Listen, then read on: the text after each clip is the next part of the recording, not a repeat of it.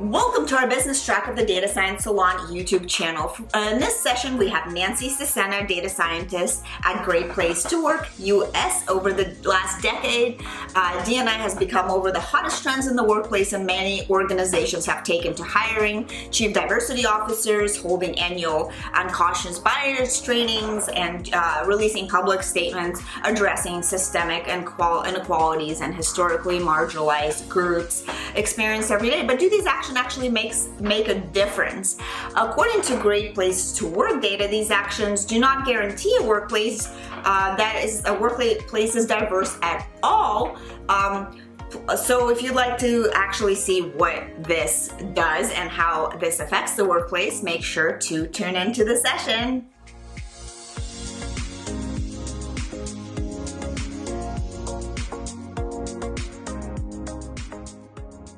My name is Nancy Cesena, and I have a disability. In this picture, I was out hiking with my sisters at Sequoia National Park.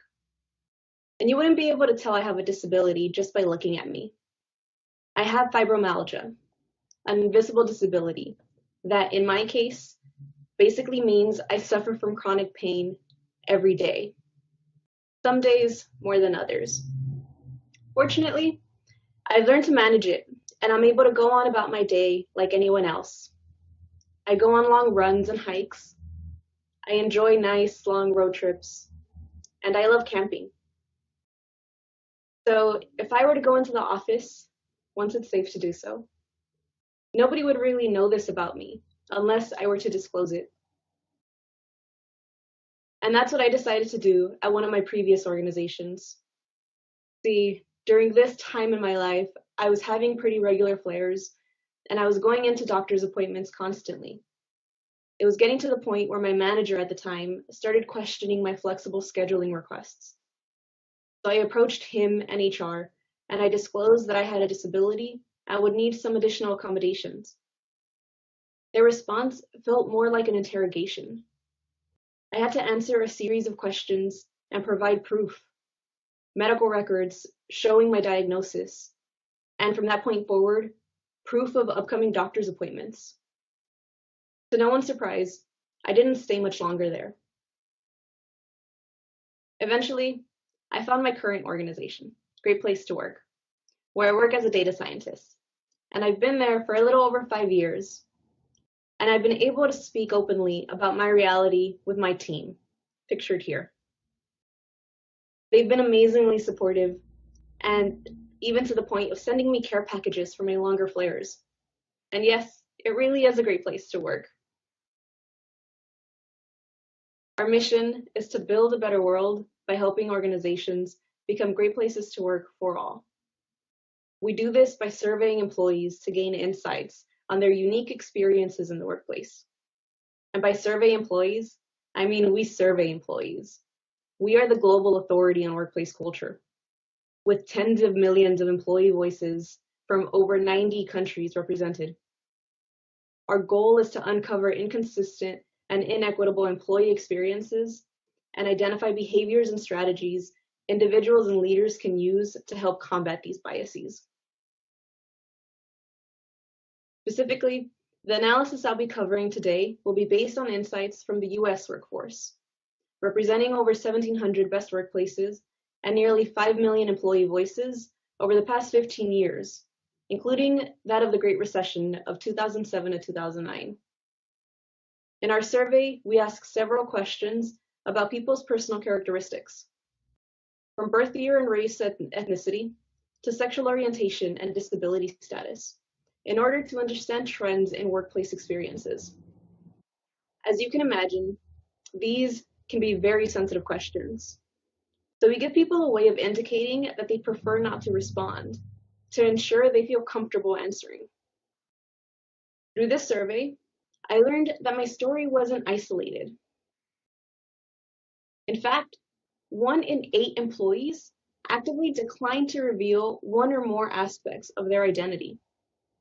This pattern is particularly striking for how people answer questions about their sexual orientation and disability status.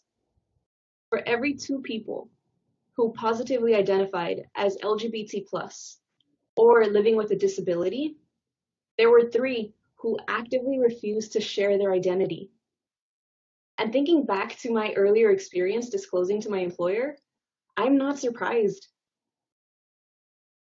For every 10% of employees that choose not to respond, there is a 6-point decrease in a company's overall levels of trust, pride, and camaraderie.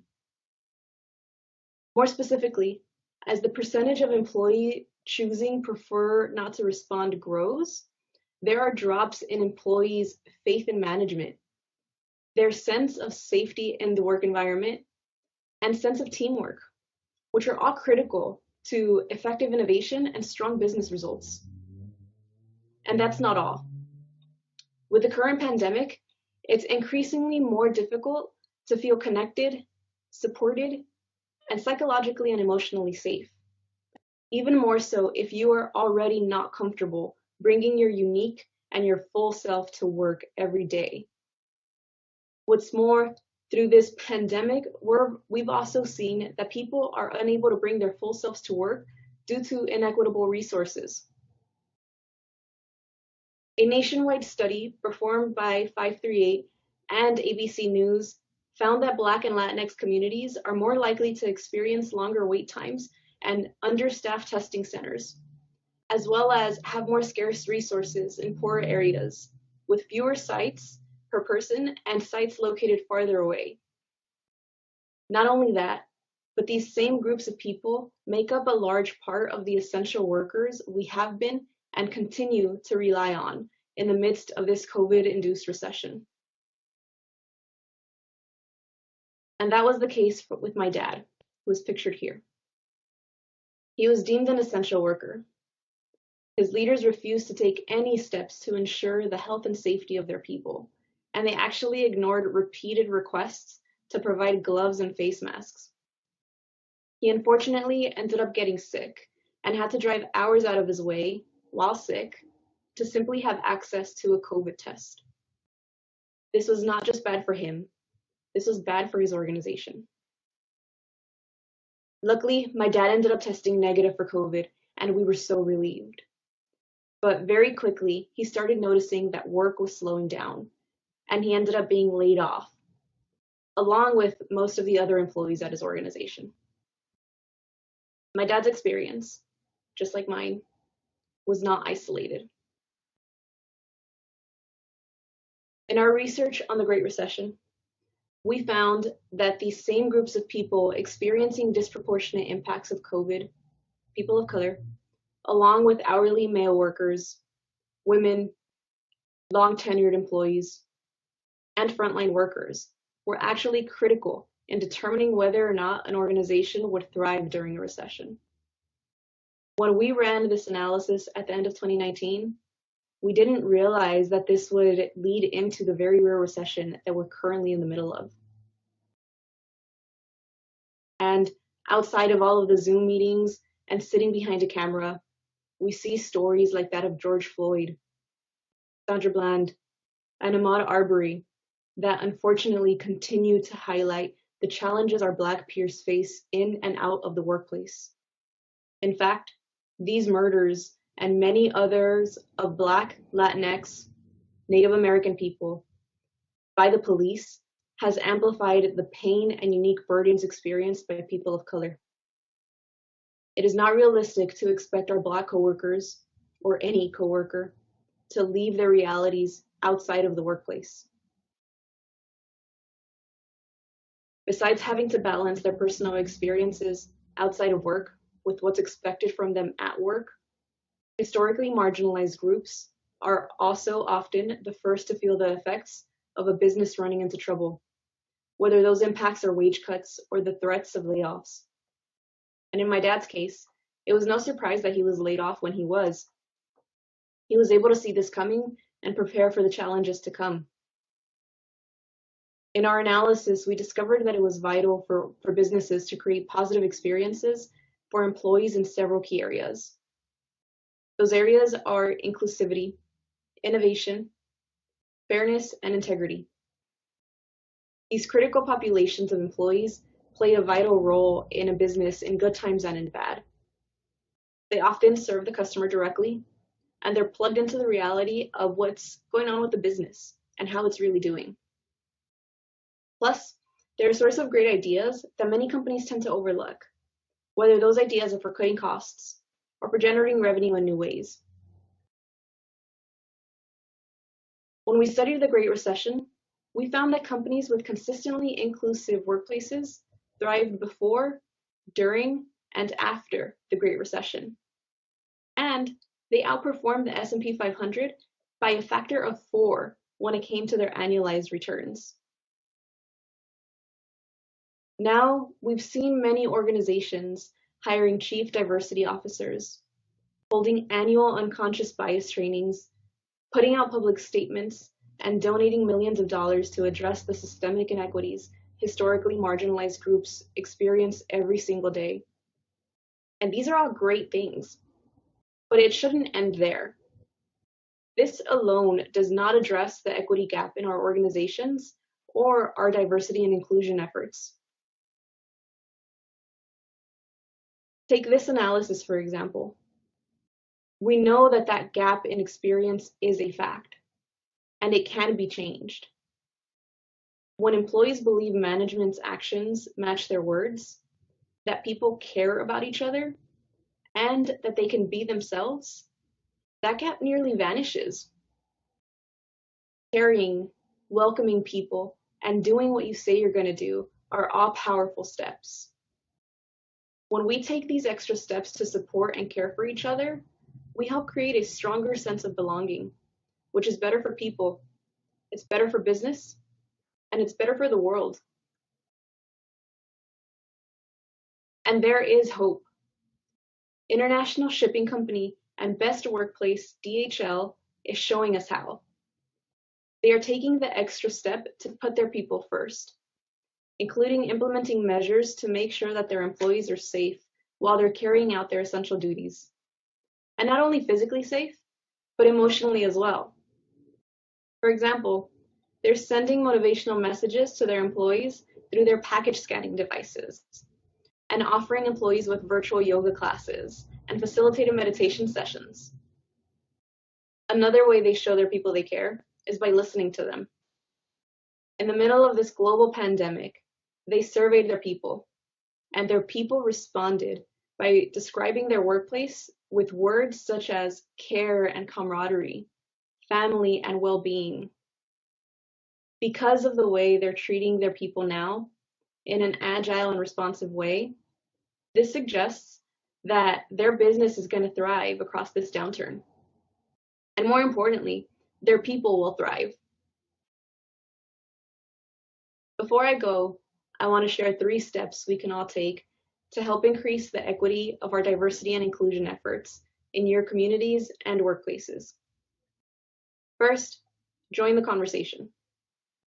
There are plenty of webinars and resource groups out there with diversity, equity, and inclusion leaders continuing the conversation on what it means to lead inclusively, how we should advise our leaders and companies in general to respond to current events, and how institutions can avoid performative allyship. Jennifer Brown's community calls are only one example. They're held every Thursday at noon Eastern Time, and I encourage you to join. It doesn't have to be to this specific forum, but I urge you to join and to learn how to become a stronger ally. The next step would be to share your story. I highly recommend watching the TED Global Talk, Dangers of a Single Story by Chimamanda Ngozi Adichie. The more stories we share, the more empathy that we create, and the more visible we become. And you don't need to start by speaking at a TED Talk or a webinar. You can share your story with friends and family, or even on your social media. Chances are you're not alone, and sharing your story will inspire others to do the same. And finally, find a community. Earlier, I shared my disability story. And in the spirit of Chimamanda, I would like to emphasize that that is not my only story. I'm also a dog mom who, yes, on occasion, I dress them up. I am the daughter of resilient immigrant parents who sacrificed everything to ensure my four siblings and I had the opportunities we were privileged to have access to. And more recently, I am one of the founding board members of the Latinas in Tech Seattle chapter. These stories, these communities, and many more help me stay grounded. They keep me connected, and they improve my overall well-being, which allows me the psychological and mental bandwidth to be a better ally. I strongly encourage you to find your communities. Little things like that can go a long way in turning these conversations into action.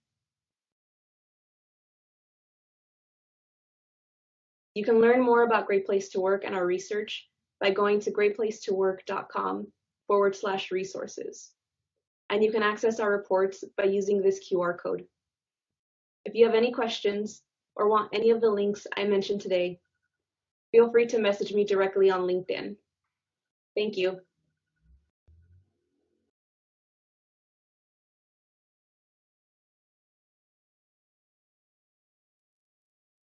Thank you so much, Nancy. We had a couple of questions come through. First of all, thank you for sharing your disability story. How does one broach the subject of any part of themselves that they want to share with new teams or employers? Thank you so much for the question and for the platform. I really appreciate it.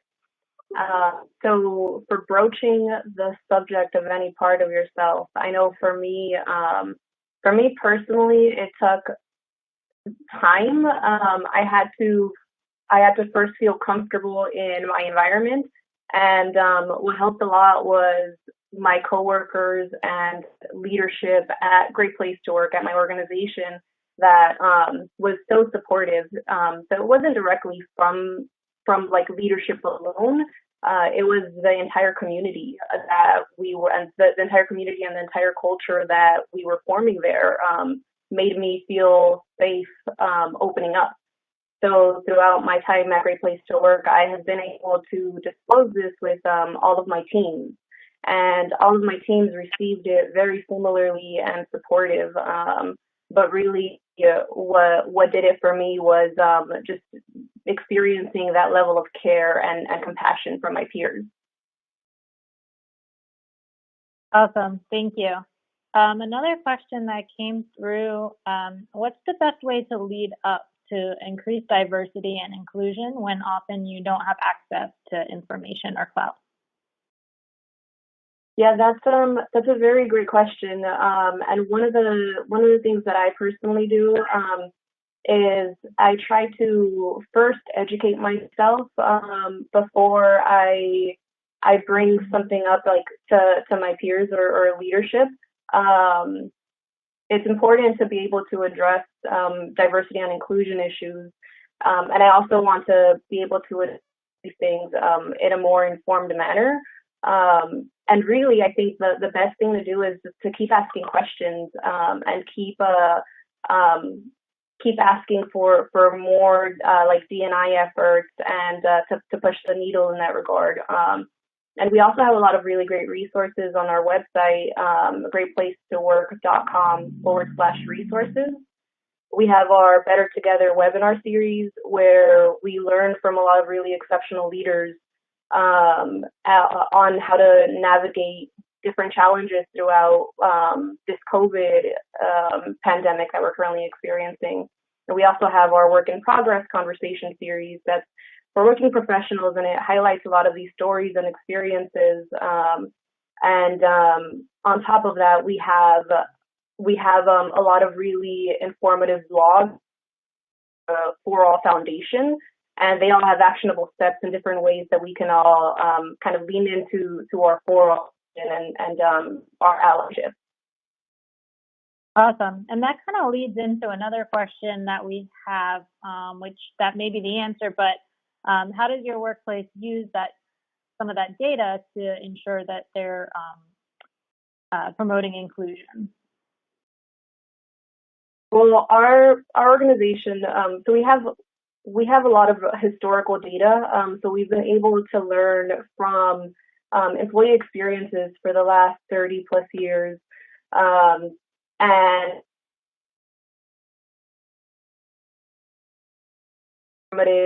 reports.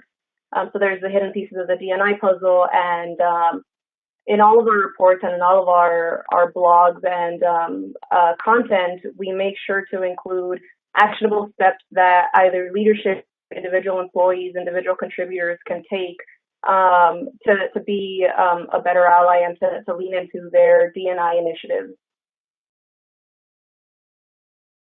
Awesome. And then someone's asking, they said, thanks for sharing your story. And can you talk about what is the group Latinos in Tech? Yeah, Latinos in Tech is a nonprofit organization that was started in the Bay Area, and it is it's an organization that is for Latinx community members that are in the tech industry, and it's a supportive community where we host a lot of webinars and we have mentorship opportunities for professionals in all levels of their career. I would encourage you to check it out. And if you have any specific questions, please reach out to me. I am actually one of the founding board members for the Seattle chapter. And I'm always more than happy to connect with other young professionals in tech, and especially Latinx members that are joining the tech industry and have been in the tech industry. Awesome. Thank you. And Nancy is on Slack, and you can also find some of her contact information in the console there. Any other questions, just feel free to tag her in Slack. And then I believe also you'll be on our coffee chat tomorrow, correct? Yes, I will be. Looking forward to it. Awesome. Awesome. Yeah, so she'll be on there tomorrow. So if you haven't registered already, please do so. It's going to be a really interesting conversation with most of our speakers. So I'm looking forward to it. And we did get one more question. I don't know the answer to this question. If anyone knows what song is currently playing, I think this is referring to the song that starts before the session. So if anyone knows, feel free to let us know. But yeah, I will see everyone on the next session. Nancy, thank you so much for joining us, and I'll see everyone on the next one. Thank you so much. Bye. That was a presentation by Nancy Cesena, data scientist at Great Place to Work US, on insights drawn from nearly 5 million employees about their workplace experiences and how these experiences are critical to an organization's success. This talk shared actionable steps for increasing the equity of diversity and inclusion efforts in the workplace. And if you enjoyed this session, please make sure to subscribe to our channel below. Thank you.